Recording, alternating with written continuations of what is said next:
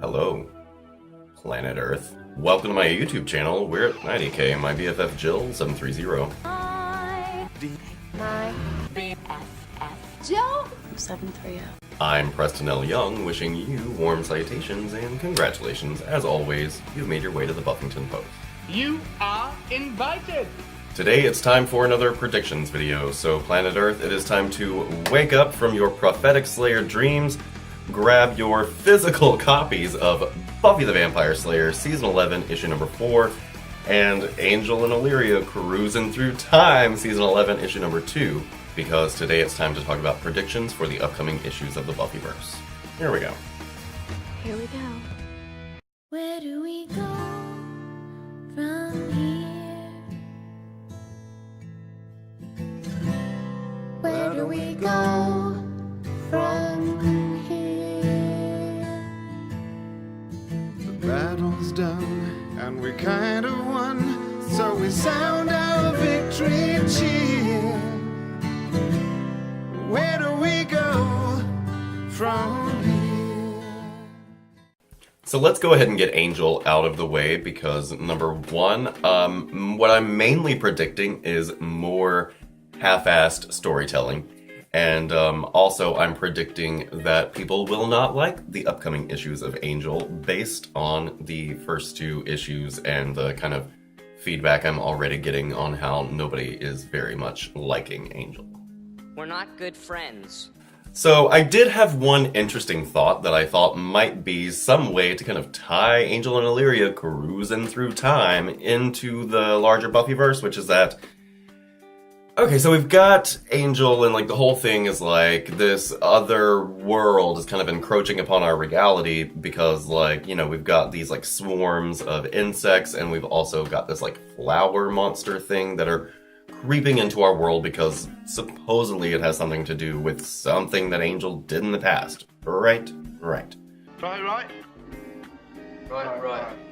And so I was thinking, well, maybe, like, this encroaching reality could involve the dragon. Like, maybe it'll turn out that Angel's past indiscretions caused this dragon situation to come in, but that was just a passing thought, and I really don't think that Angel and Illyria Cruising Through Time is going to have much at all to do with the larger Buffyverse that we've got going on in Season 11, so let's go ahead and throw that out there just in case it sticks to the wall. Thank you very much for those nightmares. As far as what we're going to see going forward in Angel and Illyria Cruising Through Time, and I should say Angel and Frederia Cruising Through Time, I talked a lot about Illyria being there with Angel in the past situation, but Fred's there too, and so I really think that what we're trying to do here is develop Fred a little more. I will say that I will give them the benefit of the doubt that since they didn't deal with the fact that Fred is alive and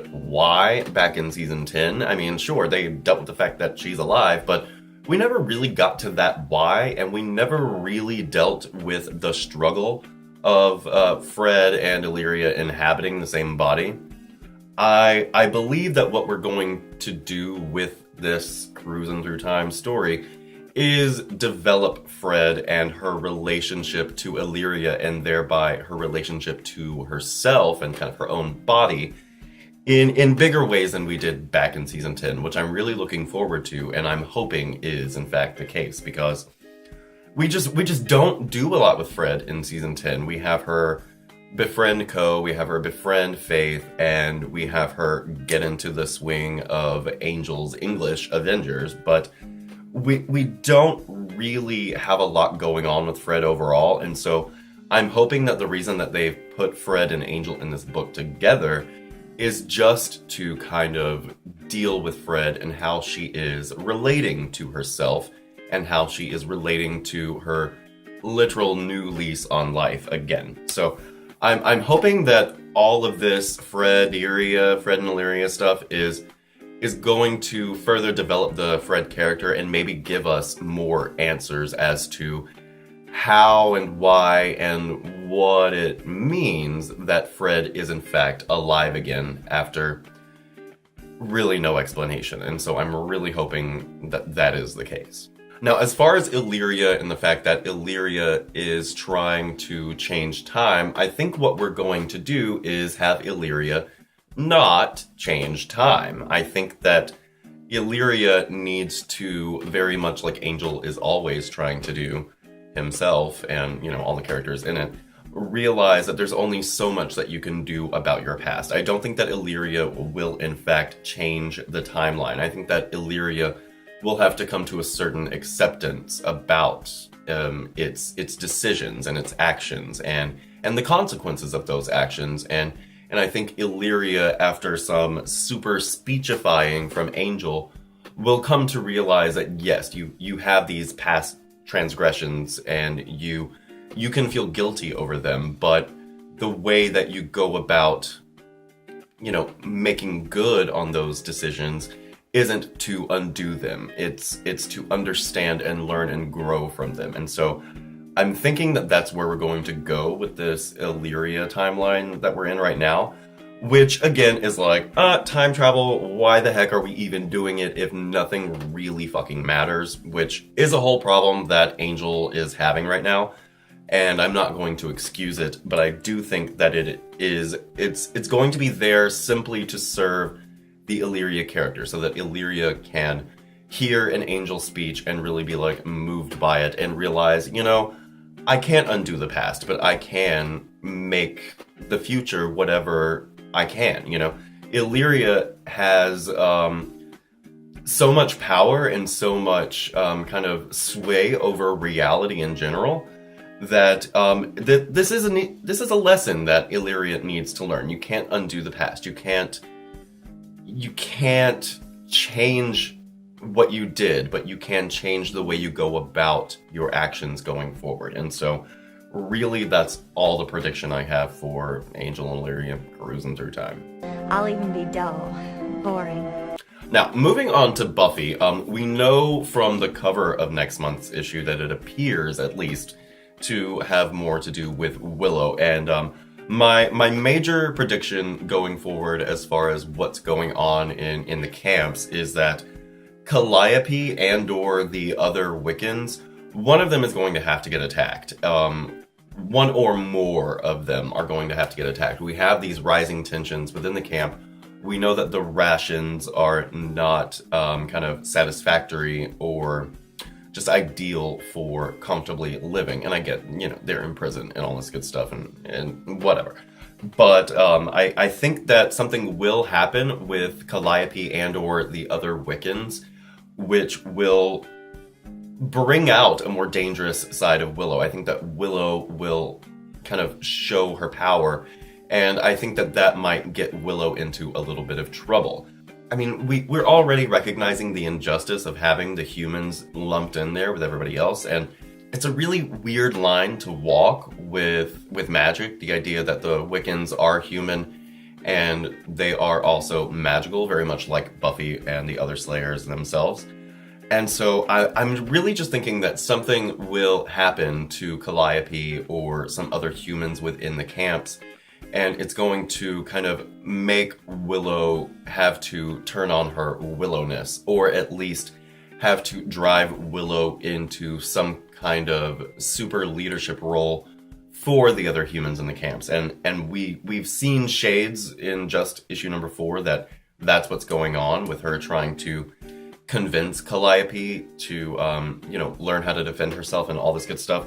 I must say, however, that it's a bit weird, the jump in logic for magic itself. Like, back in the day, back in, like, Season 2, Season 3, Season 4 even, and even, like, on into, like, Season 7, like, magic requires, props. Like, it relies on, like, chemistry, it relies on elements, it really does rely on some ingredients and some flashy words. The excuse that we have for Willow is that she's Sorceress Supreme when she kind of absorbs all of this magic at the end of Season 6. we find out in season 7, Giles is like, oh, the magic is in you, baby. You should get the magic in her. But, like, not everybody has got this magic, like, in them. And so I feel like it should be a bit harder to just, like, conjure fire. I mean, we get that throwaway joke with Xander in the magic book in, like, season 4. But it just, I don't know. And you could kind of reach out to the new rules of magic and the literal new magic that we have. But it's just like, how does magic work? And why is it that just like anybody in the internment camp where you would have no like magical supplies, like it would be like contraband, how much sense does it make that you should like be able to conjure fire? It's a little nitpicky, but and I'll get to like the blurring of the lines as we move into more predictions and like where are the fucking lines now, but it's just a little nitpick. But I think that something bigger is going to come about because of this, especially now that we have Buffy in like the trustee role. I think there's going to be some kind of friction between Buffy and Willow. I think that Willow is going to have a different viewpoint on how to go about maintaining order, if you will. And I think that we will see Willow have a real important role to play within the not an internment camp that is completely kind of separate from her relationship to Buffy.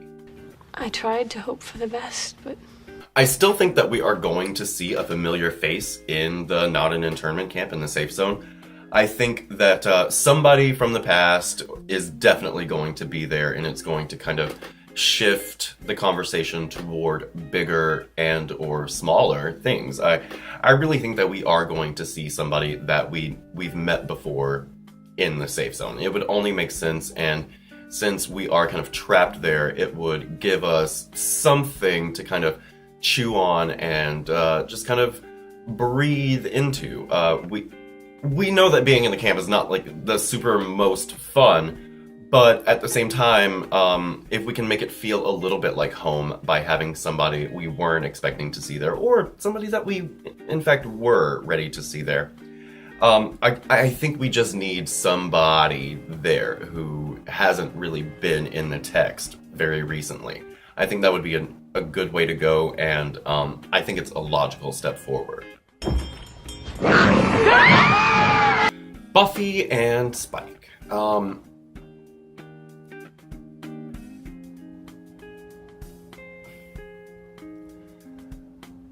Buffy and Spike, you know, I was saying a couple issues ago that they tried all through season 10 to make me like Spuffy and to make me appreciate Spuffy, and sure enough, that's exactly what they did.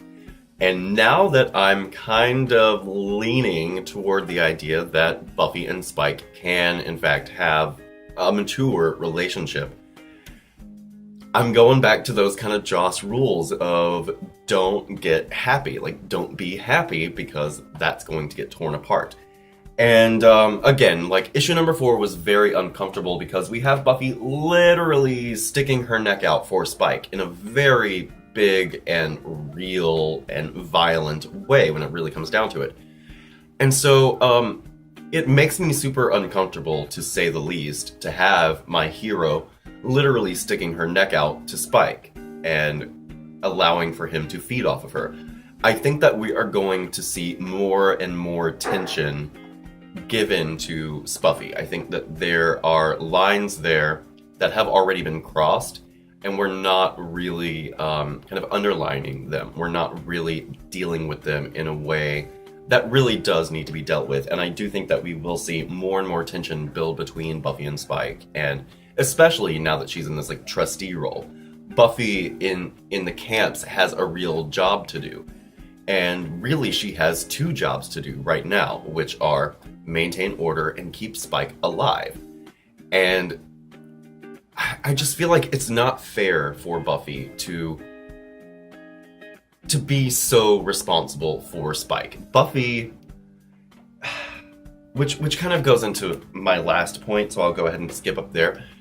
The lines are super blurred in Buffy right now. Like, they're so blurred. We've spent Season 9 and Season 10 really blurring those lines between Slayer and Demon and Human and all of the interplay that comes with all of that. And it seems like right now Buffy is standing up more for the demons. And understandably, it's on a moral and ethical level more than it is on a very black and white, good and evil level. But at the same time, Buffy used to inhabit that black and white space really beautifully. We had things like Angel, and we had things like Spike, and we have characters like Willow in there to kind of throw that gray in, but the gray area was always something that was really reserved for Angel, and Buffy really did walk the line of this is right and this is wrong very well and very clearly.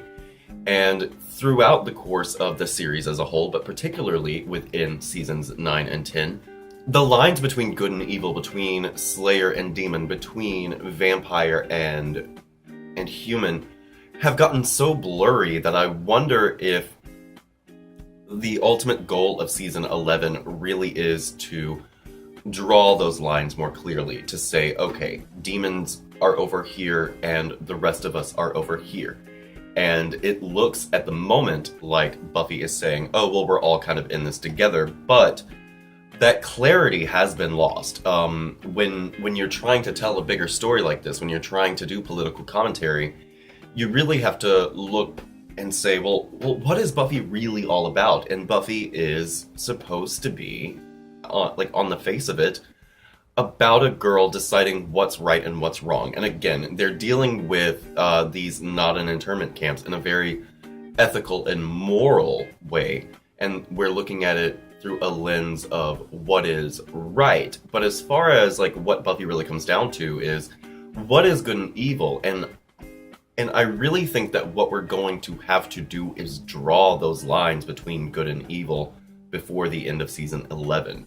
Buffy season 10 was all about like writing the rules and how the world works, but where again are those lines? Like where do you decide to draw the line? And again, like this season is going to deal with that more, but I want a better sense of clarity as to what is good and what is evil. And right now, again, like they're doing this political commentary, they're doing this social commentary more than political, really. And it's kind of muddying the Buffy waters, which have already been muddied so far. And I really hope that by the end of season 11, we do have kind of a distinction. While at the same time, I realize that as Buffy attacks itself, like Buffy is about growing up, and it is about becoming a person and being a grown-up at the end of the day. Like, how do you become a grown-up? And part of being a grown-up is, there are shades of gray. However, Buffy just really, I think, needs to really solidify what and where it wants to be as a text. I think that's super important, and I'm hoping that that's something that we're going to get. Without a Slayer, you're pretty much just watching Masterpiece Theater. I am still expecting Wolfram and Hart to play some kind of a role in what's going on. I am still expecting for Ophelia Reyes to possibly be in league with whatever this dragon situation is.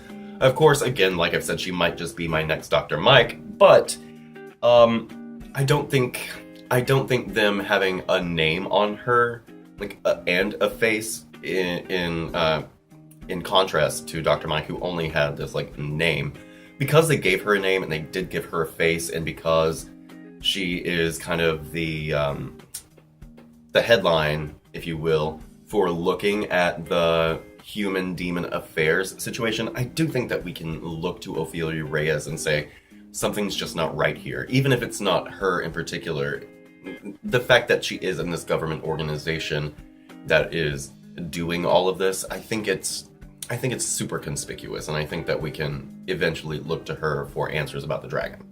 It's common sense, really. Now, I was wondering, what are we doing with Xander, Giles, and Dawn? And then something kind of just struck me, which is Vicky.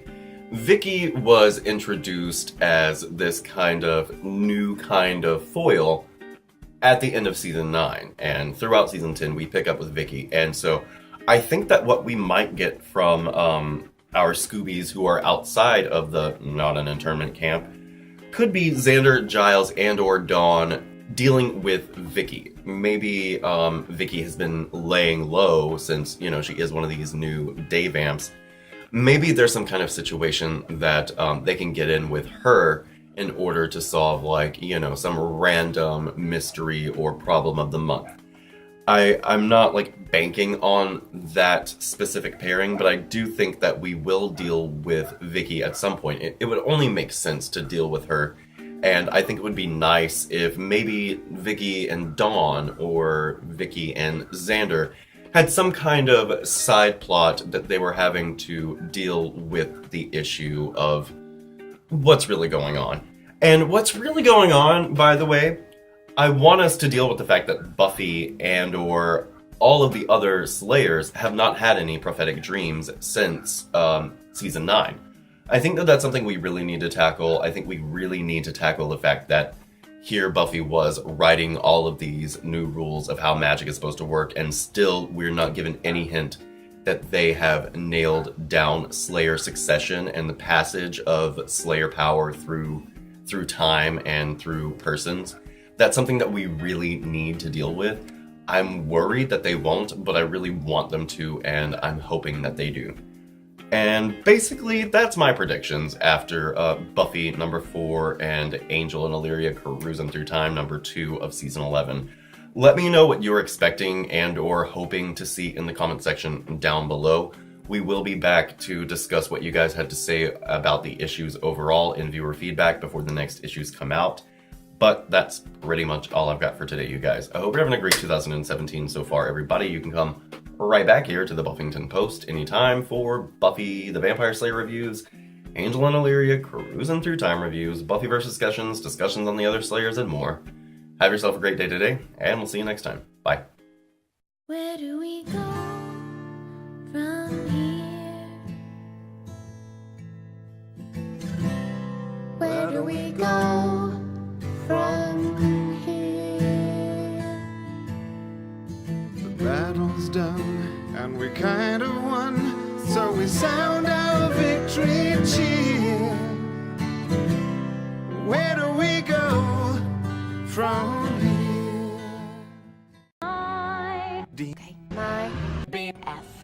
Joe? 730. Oh, and watch Dusted, or listen to Dusted. The Dusted podcast is so fucking amazing. I think you can find it on YouTube, but I'm listening to it on Stitcher. I'm so late to the Dusted party, but it's, you know, I've talked about Babes Watch Buffy, and Babes Watch Buffy is kind of like, it's a little flip, it's a little kind of whatever, and it's very emotional. Like, they have a very emotional response to Buffy, but Dusted is so intellectual, and they look at the structure of the story, they look at the character growth, and when a character is being completely inconsistent with that character's, you know, established characterization. And Dusted is just so good. I'm really loving it. It's Alistair and Lonnie. They do a great job.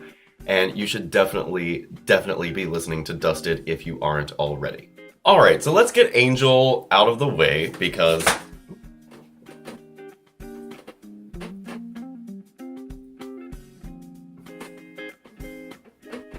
Buffy.